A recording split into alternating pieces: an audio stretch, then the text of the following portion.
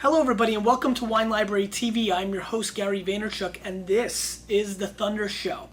That is the way some people would like me to talk and do the opening to WLTV. Now you know that's not how we do if you've ever watched the show before, but what's been very intriguing from the backlash or the response to the Conan O'Brien thing, besides the fact that it was one of YouTube's most popular watched episode clips, that was very exciting, and Break.com, number 2 most popular for a day over the weekend, it was very fun. There was also a couple of other different opinions. And we're not going to call out by name because that's not what I do, but it's very funny.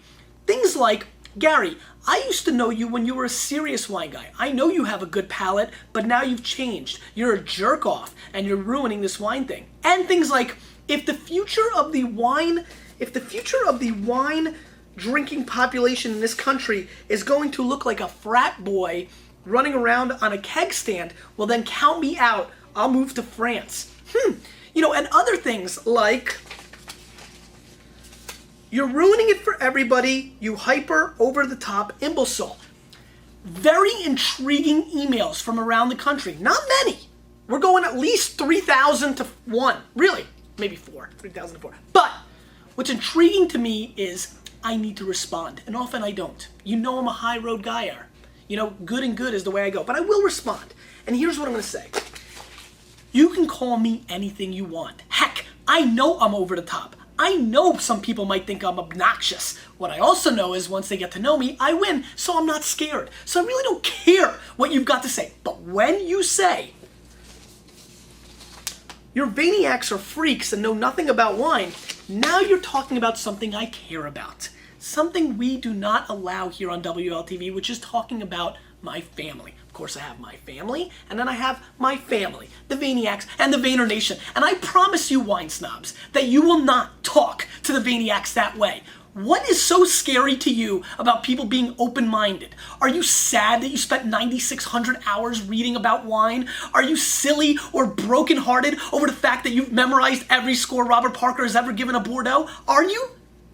Or is it the fact that it's the one thing that you've been able to over-intimidate your friends about because you did read a couple articles and now I'm taking that away from you? More importantly, not me, remember it's just a little bit of me. The rest of the world is going to take it away from you. It's funny, I've never been to a restaurant where somebody absolutely told me that cheeseburgers were better than hot dogs.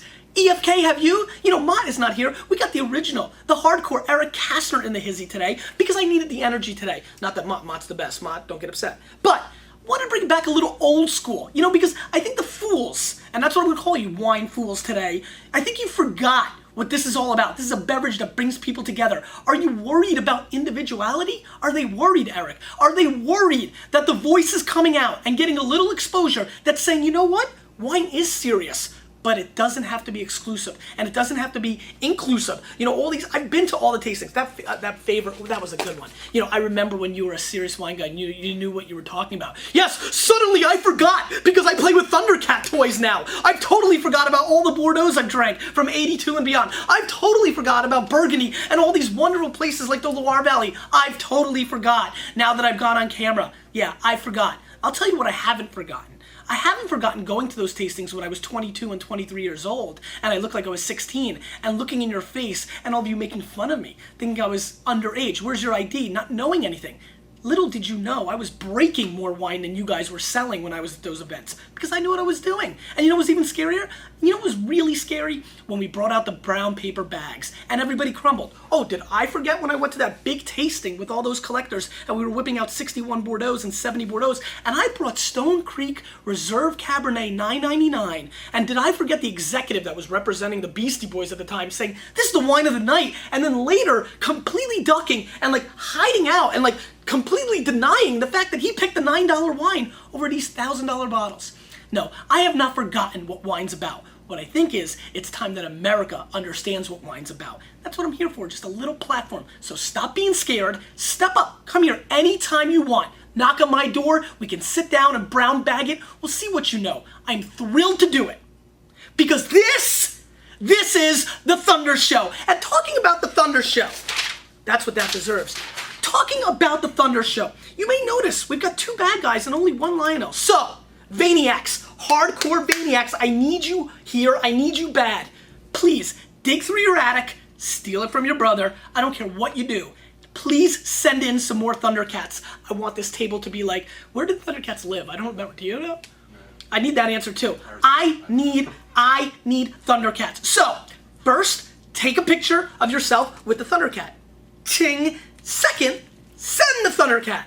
Third, I'll send you something in return. Maybe a wristband, t-shirt, some love, kind words. Fourth, we will put you on the show and unveil your Thundercat on the Thunder Show. Because you know what? Thundercats and wine go perfect together. You don't just need foie gras and sauterne. And let's talk about going perfect together, because I've been ranting long enough. Today is an extremely intriguing show. This is the Pairings de Chèvre, which is a very intriguing cheese from the Basque country in France, the Basque side of France. And it is a very fantastic cheese. A lot of ranting and raving downstairs, real sticky too. I think he was happy to see me. And, you know, a very interesting cheese, getting a lot of buzz downstairs, very nutty, very sharp. I have not had the pleasure of tasting it, but what I am going to do today, today's theme is 1 cheese, 4 wines. How different are the pairings? I'm really in the food mood. This is going to be a foodie kind of week. We may be looking at some different things besides cheese. We may do a whole cheese tasting. I'm really in the food mode, Eric. That's what I want to do. And so today with the Pairings de Chèvre, which is naturally rind, comes in a 5-pound pressed roll, really, is an $18.99 a pound cheese. These cheeses are starting to get up in price. You know, it kind of reminds me of the wine world. It's pretty expensive. And we're going to taste them against wines and see. We've got 4 extremely, go with me here, extremely different wines today, and we'll see how they pair up with the cheese. I'm pretty darn excited about it, and so is Lionel. Thundercats, baby.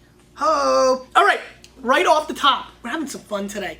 They got me riled up, Bear. I mean, you can pick on me all you want. I got thick skin. I don't care. I'm not scared. However, don't pick on the Vaniacs. Okay, Munzburg. This is the Weinberg Burgunder Cabernet Trocken from Germany and from the Pfalz, 2006, $13 US. And Weissburgunder is also known as Pinot Blanc. Did it? Fun fact. You know, we got to throw the fun facts in because we're not giving enough education, as they say. So this is a lot of fun. 13 bones, 2006. Not quite the exciting vintage that 2005 was, but for 13 bucks, Pinot Blanc, German. You know, these are interesting wines, and I'm excited about trying it. It's got some really nice color, which is interesting. A little Fritzy Fritz action for the kids. Let's give it a little bit of a sniffy sniff.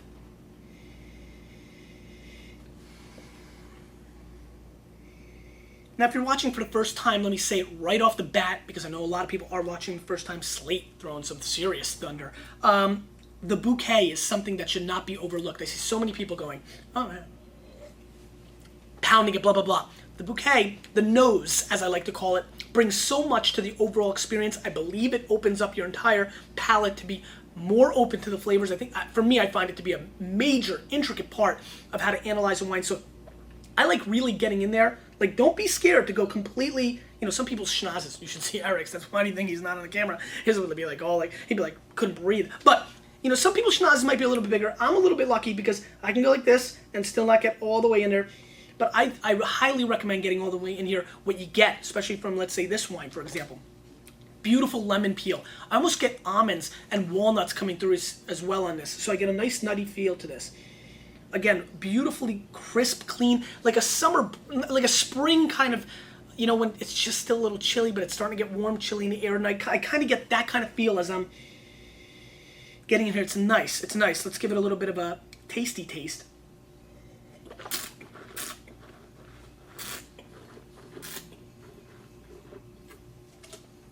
A lot of people ask me also why I swish in the mouth. I think it's extremely important to hit as many parts of your palate as possible. You've seen the charts they sell on the show in school with the sour and sweet. I think it's imperative. I think people overlook that. I don't mind to sound silly. I'm not scared. Plus, it makes me feel like I'm a boxer. I mean, let's get to the blunt of everything. Why am I doing this? I love boxing, but the muscles, not so much. So what I do is, you know, I do this, and then I spit in the kit. You're starting to see it. You're starting to see it. And then I go out there. See? Now I'm going out there. This wine is very good. I'm really into this wine, actually. It's a very clean, crisp wine. It's got beautiful mineral aspects to this wine. Pinot Blanc is a great grape. It is so undervalued, so overlooked. 13 bones is a tremendous price. Plus it comes with one of these cool new like capped, I don't know even what they call it, but it's pretty cool. Oh, thank God. That would have been horrible. Anyway, really cool little thing, but most importantly, let's see how it goes with the cheese. So we're really liking this. This to me is like an 89-point wine. It's got really great, complete flavors. It's real good. Let's get into cheese by itself for a second.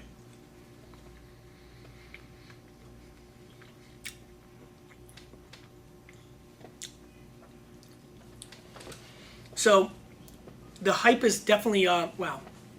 If you don't know me, I will always overrate cheese over wine. I'm a big cheese fan. Very creamy. This also has a beautiful nuttiness component to it. This really reminds me of walnut shells. Very creamy. Little hints of butter aspect. This is sheep milk, raw sheep milk. It's got some beautiful sharpness to it and a really long finish. It really coats your palate. So let's see how the pairing of this goes. See what it does to the wine.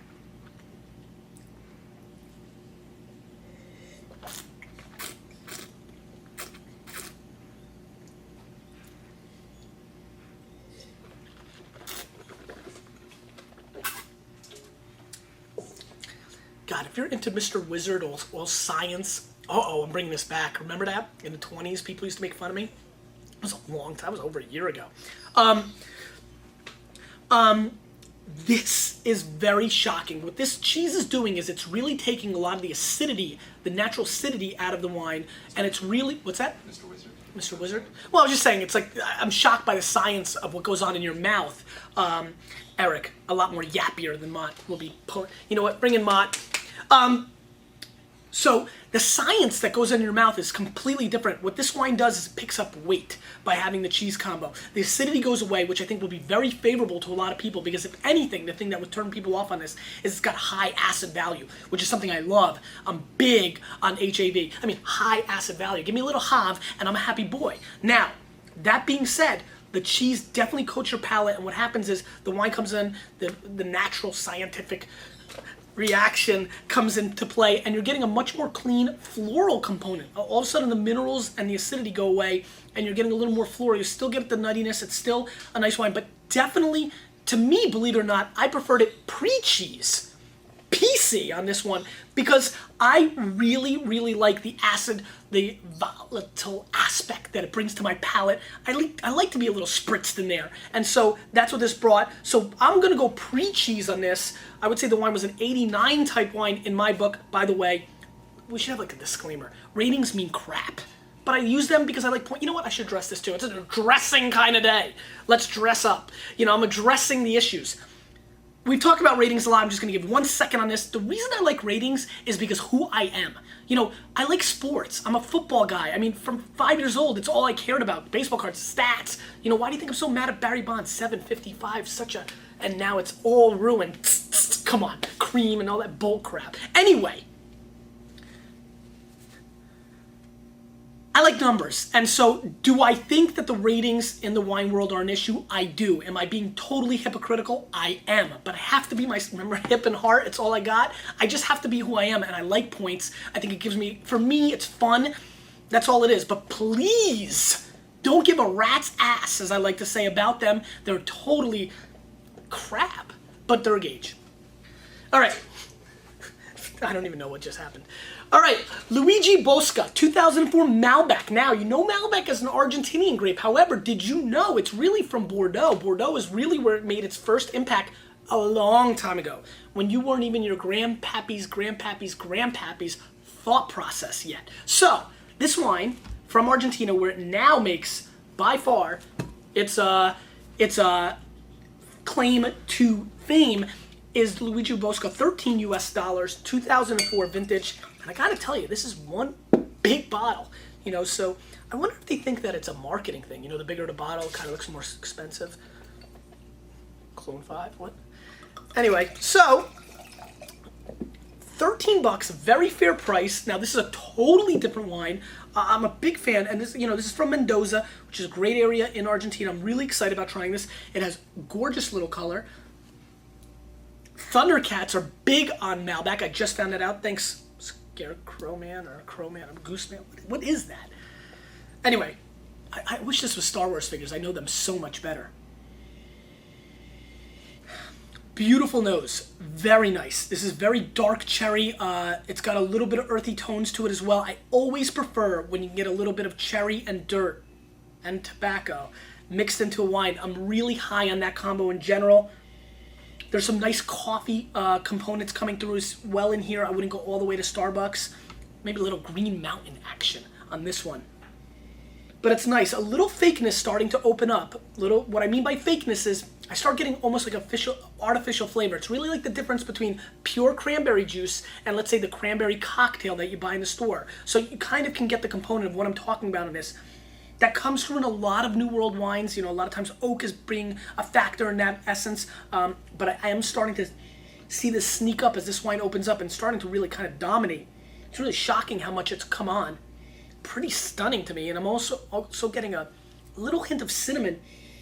I get that a lot also on wines like this, so I'm a little curious about this wine. Let's give it a little bit of a whirl.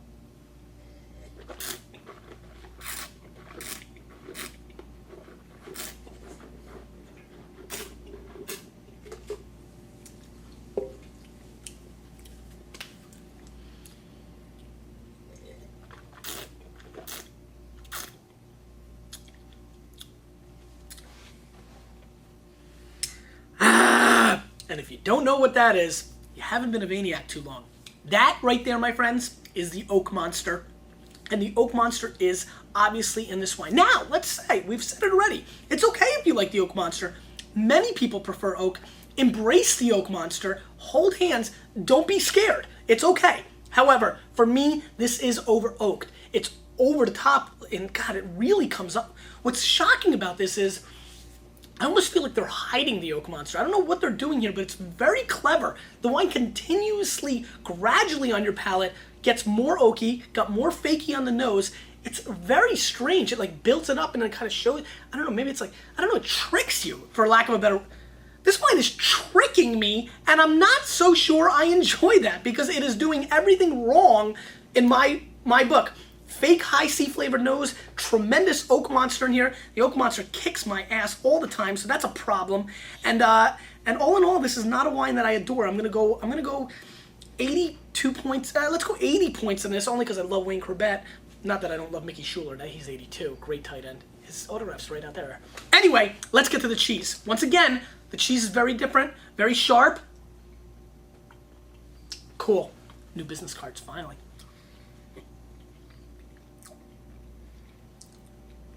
Wow.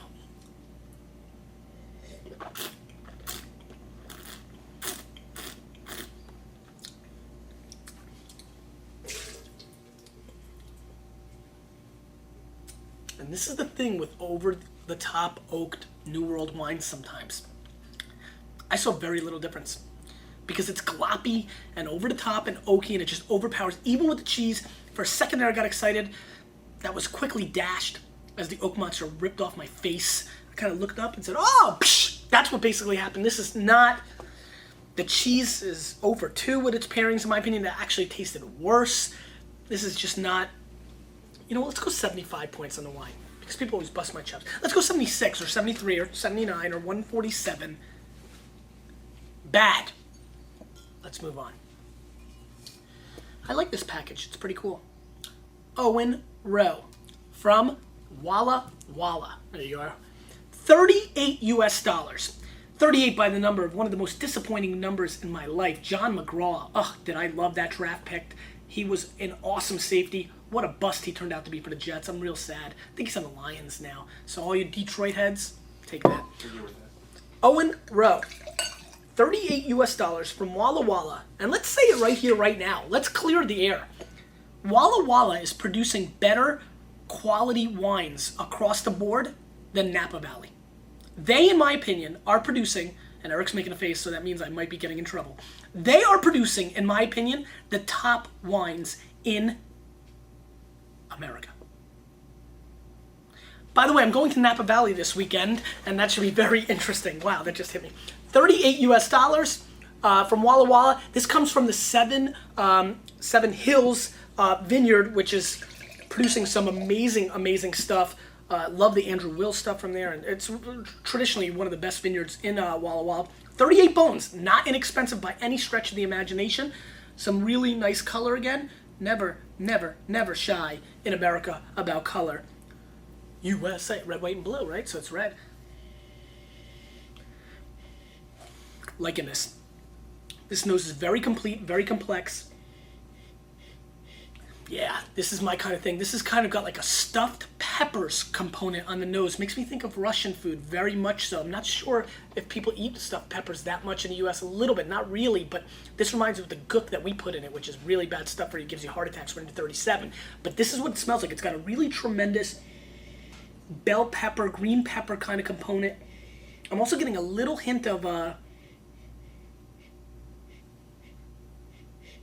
is that? Almost like a spearmint, peppermint component. What I really like about this wine, this is 80% Cabernet, 14% Merlot, and 6% Cabernet Franc. So in the bouquet, maybe the Cab Franc is giving it that bell pepper, green pepper component, which I'm enjoying quite a bit. Let's give this a little bit of a whirl.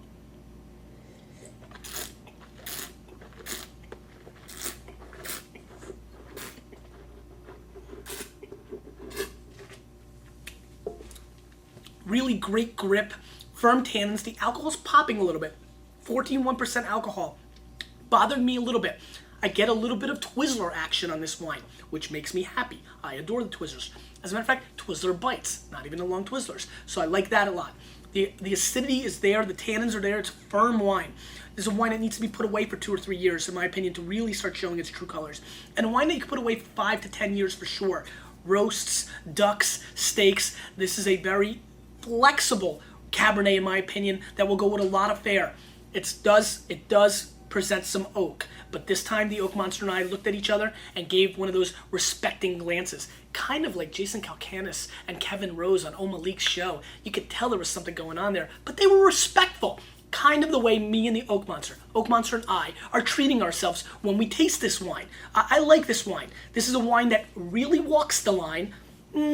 Not quite like Reese Witherspoon, but definitely more towards Reese Witherspoon. I like her a hell of a lot more than the Phoenix guy. So, towards Reese Witherspoon, walking the line. Let's give this wine 90 plus points. To me, that's a pass. I wouldn't spend $40 on this wine. No, I wouldn't. However, expense account time. If you see it and you want to step up for the W squared, Walla Walla, America's top producing area, this is a wine worth seeking out. Now, let's see how it does with the cheese.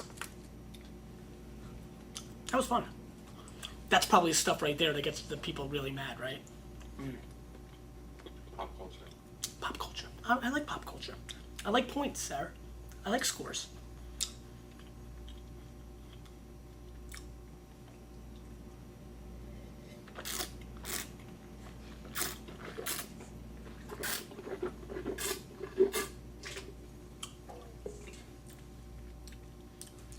You know, the 80-14-6 Cab Merlot Cab Franc is a classic Bordeaux blend. Makes me think of Pauillac. Obviously, this is a much more New World version. The fruit's a little brighter, it's a little hotter area, but the structure and the components are really in place. I mean, honestly, there's nothing that 100% is better than when you blend things together. I almost believe that completely. I think about it from a people standpoint. Balance is the key. Any extreme is just not the way to go. And so I'm very curious and wondering why the wine world hasn't adopted a much more significant blending concept. Even though they're doing it and not telling you about it, they should be the way that Owen Roe's doing. You're allowed to legally say it's Cabernet, but in the back they're telling you that they're blending it. I think that's smart. I think that's smart. Overall, on this combo, probably the best of the bunch, but again, I didn't feel like it enhanced the wine so much. So again, even though it's really interesting to see how the wines change, there's definitely a change. Again, the fruit becomes a little more obvious to me. The nerd candies and the Twizzlers pop out a heck of a lot more with the cheese, but overall, I wouldn't say it's a better experience, just a little bit different. And finally, I'm gonna have to give a really, really good rinse here. 22 days to go. And we've been counting down from like 267 or some crazy number.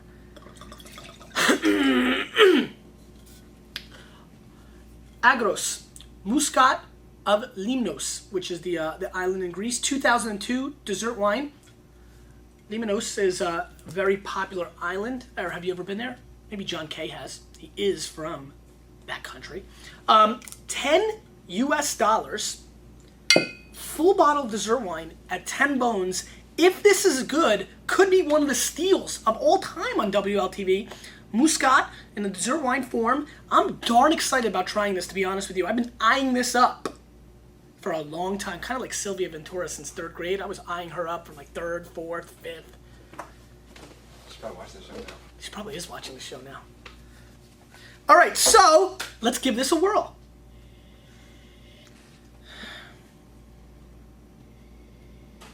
Very interesting. This kind of... The alcohol caught me just at the tail end. It's got a very interesting apricot peachy component. Very obvious. Eric, come here. Come on, don't be scared. Give us a little bit of smell. So on the nose, it's very apricot and peachy. Do you get that? What is that to you? And pineapple. It's pineapple, apricot, and peaches. And then it's got like a liqueur component. Like when you pull away your nose, it's almost got like a cordial aspect. We're going now into the 60s and 70s when 50-year-old ladies would bang cordials like it was going out of style. I mean, they would drink. I mean, it's amazing the culture has changed so much. These ladies drank like Doors on the Rocks or J&B back then, or black and white scotch. I mean, you know, and we used to sell Frangelica and Bailey's Irish Cream by like the 100 caseload during the holidays because people banged liquor in the 70s or 80s. Now we're weak. Now we're drinking this poo-poo wine, right? Anyway, it's got the cordial aspect, so if you want to be tough, carry around the orange wine. Let's give it a whirl.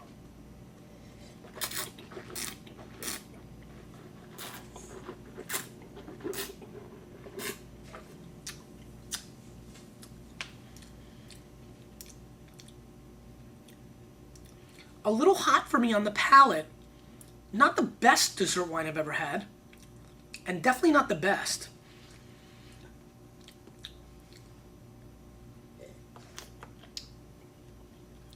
You know, gosh, all the things that I've ever done and all the things I've eaten, there's something about this wine that bothers me.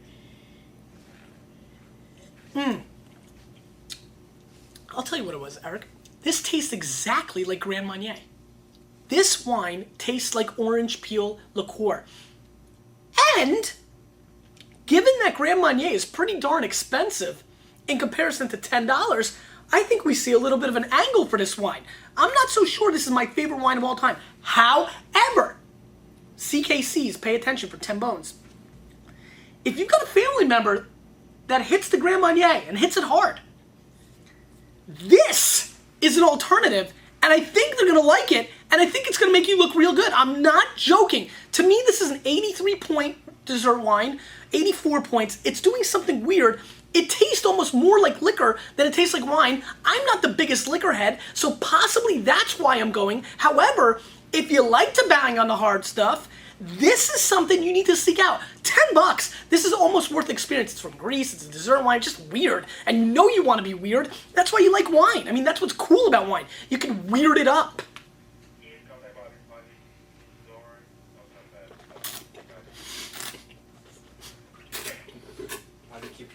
Exactly. I have to keep going back to it.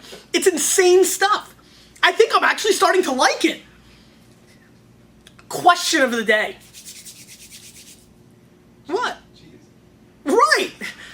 Let's try it with the cheese. I've lost my mind completely. Cheese is so good.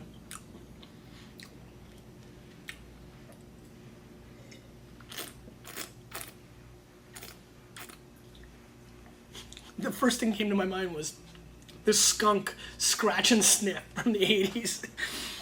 I have no idea. I can't get over the fact that this tastes exactly like Grand Marnier. The fact I've never had Grand Marnier could be an issue, but I'm telling you it's not. You've got to try this. It's oranges. It's orange peel. It's crazy amounts of oranges. Question of the day, because you got to get me out of here.